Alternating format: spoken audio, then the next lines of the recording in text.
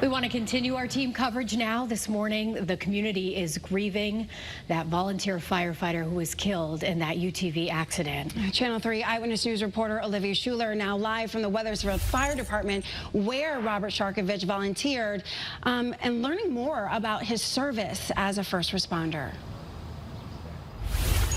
Tracy and Caitlin, this morning the community is mourning the loss of a parent, grandparent, and first responder. 66-year-old Robert Sharkovich Sr. spent most of his life as a firefighter. Sharkovich, known to many as Sharky, spent the beginning of his career with the Hartford Fire Department, and after retirement, he volunteered with the Wethersfield Fire Department.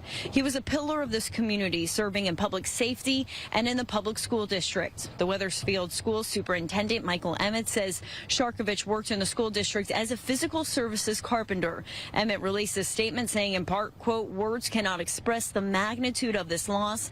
I offer the Sharkovich family our deepest condolences and wish them peace and comfort during this difficult time." Sharkovich was honored by his brothers and sisters in law enforcement. Several hours ago, first responders met outside the medical examiner's office in Farmington. This morning, that's where Sharkovich's body is. The procession leading to the medical examiner's office included police and fire crews from dozens of cities and towns across Connecticut. The lifelong firefighter will be honored again in another procession. We know in the days to come, Sharkovich's body will be escorted from the medical examiner's office to the funeral home.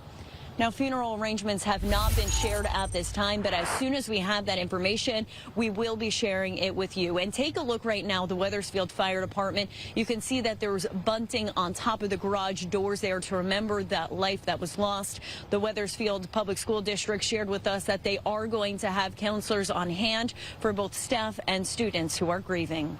We're live in Wethersfield. Olivia Schuler, Channel 3 Eyewitness News. Well, the impact of the loss of this fallen hero is extensive. Uniformed Professional Firefighters Association now sending a statement saying our thoughts and prayers are with the Wethersfield and Hartford Fire Departments on their terrible loss. We want to keep their family and loved ones in our thoughts during this difficult time.